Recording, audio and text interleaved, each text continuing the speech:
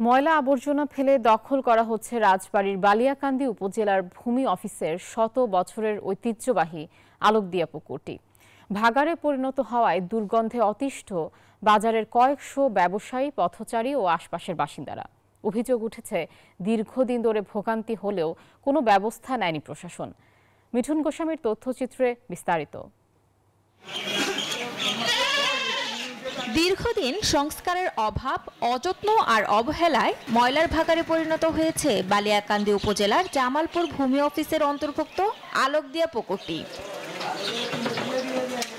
ময়লা আবর্জনার দুর্গন্ধে দূষিত হচ্ছে পরিবেশ। এতে করে ব্যবসায়ী, পথচারী ও স্থানীয় বসতবাড়ির বাসিন্দা সহ 2টি বিদ্যালয়ের শিক্ষার্থীরা দীর্ঘদিন ধরে ভোগান্তিতে যাতায়াত করছেন। আমরা প্রতিদিন স্কুলে যাওয়ার সময় এই ময়লা এখান থেকে যেতে পারি না, অনেক গন্ধ। পরিবেশের মারাত্মক ক্ষতি হয় এবং আমাদেরও অনেক নিঃশ্বাস নিতে কষ্ট হয়। চলাফেরার সমস্যা হচ্ছে, নাকে হাত দিয়ে চলাফেরা করার লাগে।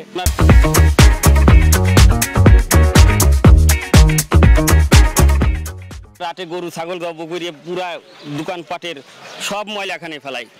স্থানীয়দের অভিযোগ, প্রশাসনের নজর না থাকায় বাজারের সব ময়লা আবর্জনা ফেলা হয় এই পুকুরে। এতে করে দিন দিন দখলদারদের হাতে চলে যাচ্ছে সরকারি পুকুরটি।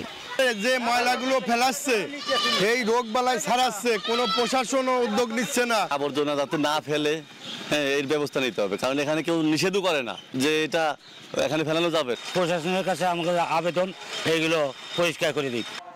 সরকারি সম্পদ অবৈধ দখলমুক্ত ও পরিবেশ রক্ষায় দ্রুত পদক্ষেপ নেওয়ার কথা জানালেন এই কর্মকর্তা। আমাদের জেলা প্রশাসন, উপজেলা প্রশাসন এসব বিষয়ে খুবই কঠোর অবস্থানে সবসময় আমরা থাকি।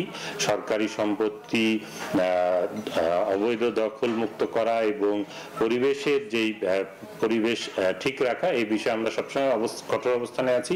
আমি অতি দ্রুত এ ব্যাপারে ব্যবস্থা নিব।